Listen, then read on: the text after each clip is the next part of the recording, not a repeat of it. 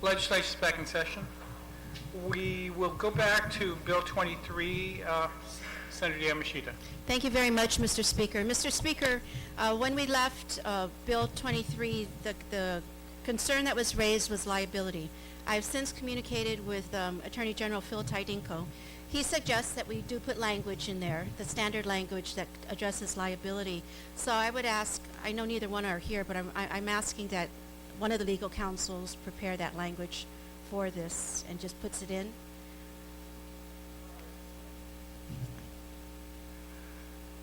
So there'll be boilerplate language placed in the bill regarding liability. Does anybody wish to address that suggestion? The Senator Yamashita spoke to the Attorney General, who recommended that language on liability be included. The standard. So standard liability language. Would there be any objection to us directing counsel to put that in, or does anybody need to see that before we?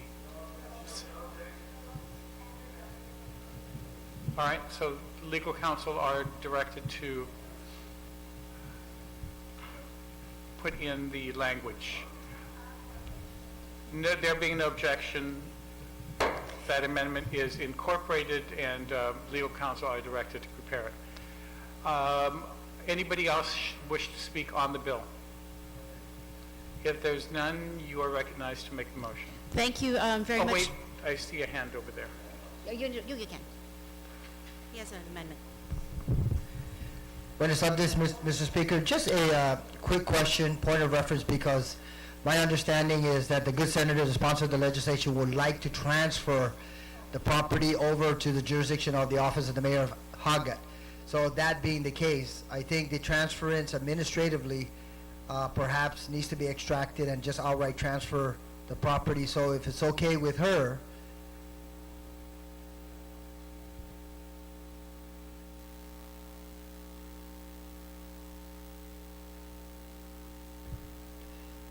okay, then just for purposes of clarification, Mr. Speaker, because I know there's been a sideline discussion in regards to this. My concern was whether, in fact, the property itself, the real estate / the buildings on it, and all the facilities was going to transfer over to the office of the mayor. Based on the language, it would be the administrative caretaking responsibility that would be transferred over to the office of the mayor, and the property will still remain within the inventory of the fire department. So I understand that perhaps that's the direction that the sponsor wants to continue to proceed with, and I have absolutely no problem with that, and I stand in support of the legislation if in fact that's going to proceed status quo, or even if it's changed, as long as the office of the mayor of Hagat has the opportunity to utilize the facilities. Thank you very much, Mr. Speaker. Senator Yamashita, do you yield? Thank you very much, Mr. Speaker, and I appreciate the issue that was raised. And in light of the discussion that has occurred on this measure in the last couple of days, I would ask that we keep the language as is. So the administrative jurisdiction would go to the mayor, and she shall have full purview over what happens at that at the old fire station. Thank you. Anybody wish to speak on the bill now? Is there any objection now? All right. And so I ask, I appreciate the concerns. I ask that we realize that this measure will remain in the hands of the people. It is not being alienated from our people. It's certainly going to be used for the welfare of our 5,000 people in Agate, as well as the whole part of our island, because we always visit Agate. When you find a nonprofit that is willing to step up and help develop, that is something that we certainly applaud. And so I believe that this would be very useful in helping to address the social fray as well that's really happening on our island. I just got notice that there was another fight in Barragata where a man beat up some police officers. Derrida, what's not agate, but a man got mad because over burnt rice, and then another man yesterday stabbed his former wife. And it's just, we need to get a handle on it. And so I appreciate the deliberation, Mr. Speaker, and I ask that Bill 23 be moved to the third reading file. Any objection? Hearing none. Madam Speaker, what is your pleasure?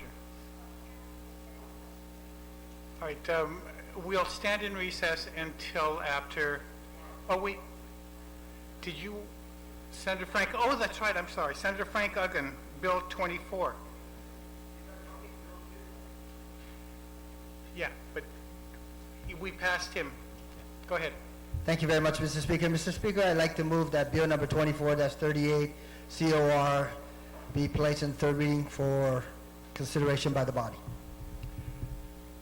And Any if objection? necessary, with minimal discussion, otherwise, no objection.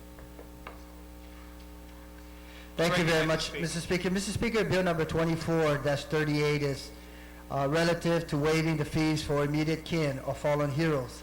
And I do know that the former chair of the Veterans Affairs Committee had sponsored legislation in the prior legislature creating, if not authorizing this, or expanding the definition of those who are eligible. What this would do is provide the gold plates, star plates, to family next of kin based on the existing definition that is in the code. So, Mr. Speaker, in terms of the cost, $28 is the total fee. This is the revised fee that was brought to my attention, in which $10 is for the plate registration, $15 is for the actual plate, and $3 is for the cost of the sticker. Just for everyone's information, if you're looking at this, there has been less than 50 individuals who have taken advantage or have applied for this particular program, and of which in January 1st there only has been one individual that has submitted their application. So I think it's within reason, and if you're taking the cost of $28 multiplied by 50, obviously $1,400 as a possible expenditure or investment on the people of Guam in showing appreciation and support for the immediate next of kin of our fallen heroes is just a token. I want to just thank Mr. Speaker, this idea was proffered initially by a family member. The second day, right after our inauguration, apparently a parent called up and had expressed her concern and her desire that in fact the legislature consider providing such a provision by law. And she was at that point looking at renewing her license fee. And she asked if by any chance there can be consideration, and based on that, that's one of the reasons why this is the first legislative measure that was introduced by yours truly, is so that in fact it can be recognized and yielding to her request. And I say this only because, Mr. Speaker, if we look back since 2001, there have been 21 individuals from the beautiful island of Guam who unfortunately have lost their lives in that capacity, that would otherwise qualify, their next of kin will qualify under this particular provision. And I think that when you look at things really from that perspective, I do understand that there were some initial concerns by a few of our colleagues asking whether in fact we need to continue to move in this direction. Like I said, the initial number that I threw out was less than 50 have taken advantage of this. Hopefully, no other individuals would be eligible or take advantage of it in the future. So I'm asking all of our colleagues for your consideration to get this legislation through, and then hopefully give a little bit of additional honor and recognition to the immediate kin of these fallen heroes. Thank you very much, Mr. Speaker. Thank you very much, Senator. Any senator wish to be heard on the bill? Any senator wish to be heard on the bill? Seeing none, Senator Uggan, you recognize as the primary sponsor to move it down. Thank you very much, Mr. Speaker. I take it that by virtue of the silence in terms of extending remarks, I want to thank our colleagues for their consideration, and certainly hope that with the passage of this, that at least it will provide the appropriate recognition to some of the immediate family members. Thank you very much, and Dr. Narciso Masi. On the motion to place 24-32 into the third reading file, hearing no objection.